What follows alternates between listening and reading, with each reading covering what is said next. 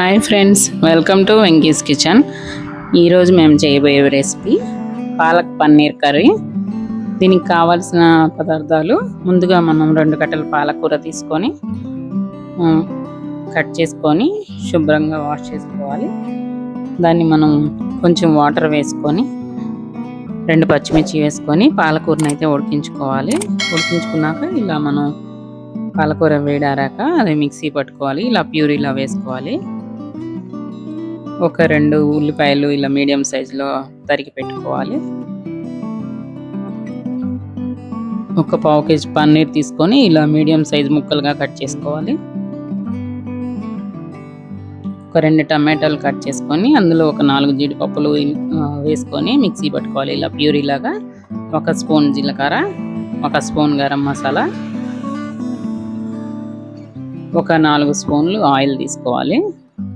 ఇప్పుడు మనం తయారీ విధానం చూద్దాం. ఒక 2 స్పూన్లు అల్లం వెల్లుల్లి పేస్ట్ కూడా తీసుకోవాలి.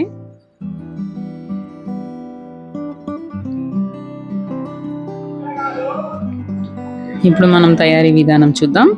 ముందుగా మనం స్టవ్ వెలిగించుకొని ప్యాన్ పెట్టుకొని ఒక 4 స్పూన్లు ఆయిల్ వేసుకోవాలి. వేసుకొని ఆయిల్ హీట్ ఎక్కే వరకు ఉంచాలి. ఆయిల్ వేడయ్యాక 1 స్పూన్ జీలకర్ర వేసుకోవాలి.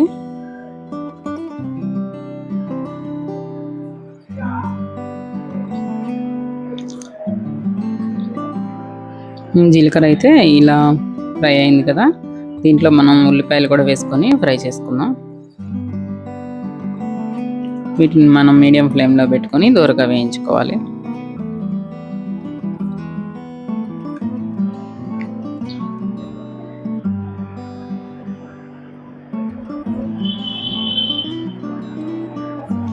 ఒక 2 మినిట్స్ ఇలా మనం అటు ఇటు కలుపుకుంటూ ఆనియన్స్ని వేయించుకోవాలి.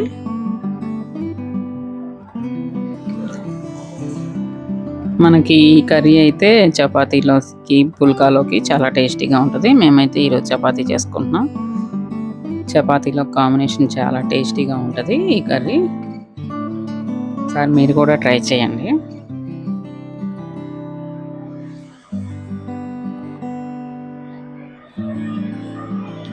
మనం ఇలా చపాతీ కాల్చుకుంటూ కర్రీ అయితే రెడీ చేసేసుకుందాం.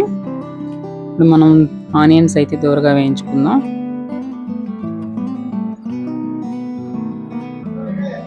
మనకి ఆనియన్స్ అయితే వేగిపోయాయి కదా, ఇప్పుడు దీనిలో 1 స్పూన్ అల్లం వెల్లుల్లి పేస్ట్ కూడా వేసుకొని బాగా ఫ్రై చేసుకుందాం.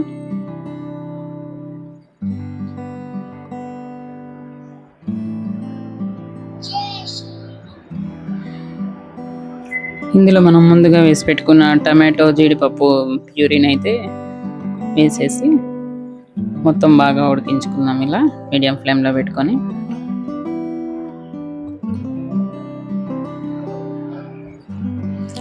మనకి ఇందులో జీడిపప్పు పేస్ట్ వేయటం వల్ల ఏంటంటే చాలా టేస్ట్ బాగుంటుంది. మనకి ఈ పాలక్ కర్రీ రెగ్యులర్గా చేసేలా కాకుండా పన్నీర్ వేయటం వల్ల ఇందులో చాలా టేస్ట్ అయితే యాడ్ అవుతుంది. ఇప్పుడు మనం 1 స్పూన్ పసుపు కూడా వేసుకొని బాగా కలుపుకుందాం టమాటో ప్యూరీని.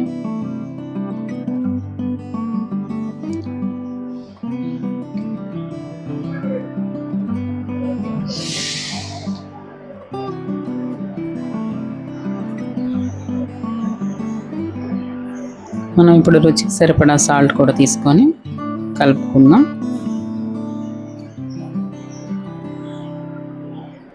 ఒక 2 మినిట్స్ ఇలా మనకి టమాటో పచ్చి వాసన పోయే వరకు ఇలా ఫ్రై చేసుకుందాం.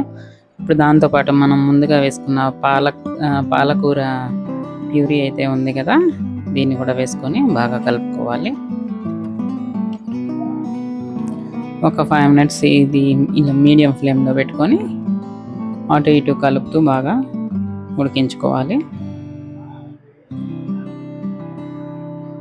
పాలకూరని అయితే బాగా ఉడికించుకుందాం.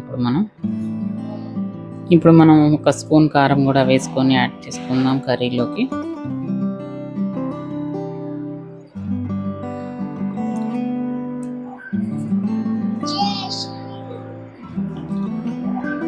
దీంతో పాటు ముందుగా మనం కట్ చేసి పెట్టుకున్న పన్నీర్ ముక్కలు ఉన్నాయి కదా, అవి కూడా వేసుకొని బాగా కలుపుకుందాం.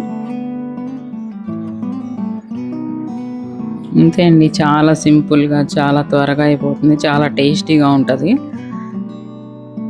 చపాతీలోకి రొటీన్గా తినే కర్రీస్ కాకుండా ఇలా కూడా మనం ట్రై చేయండి, చాలా అద్భుతంగా ఉంటుంది.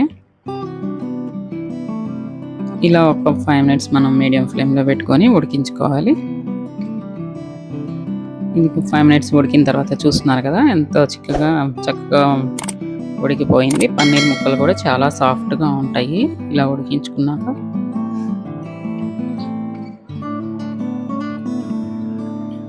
పాలకూర మామూలుగా పిల్లలు ఇలా తినడానికి ఇష్టపడరు కదా, మనం ఇలా పేస్ట్లా చేసేసి కర్రీ చేస్తే వాళ్ళు కూడా ఇష్టంగా తింటారు.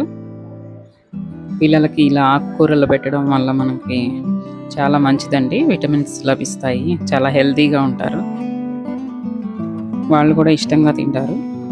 ఇప్పుడు మనం ఒక స్పూన్ నెయ్యి యాడ్ చేసుకుందాము.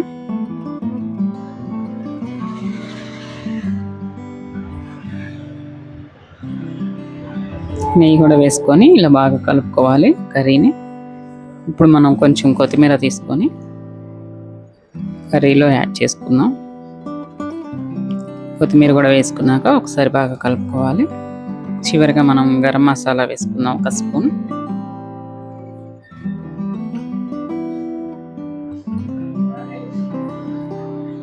ఇవన్నీ వేసుకొని బాగా కలుపుకోవాలి.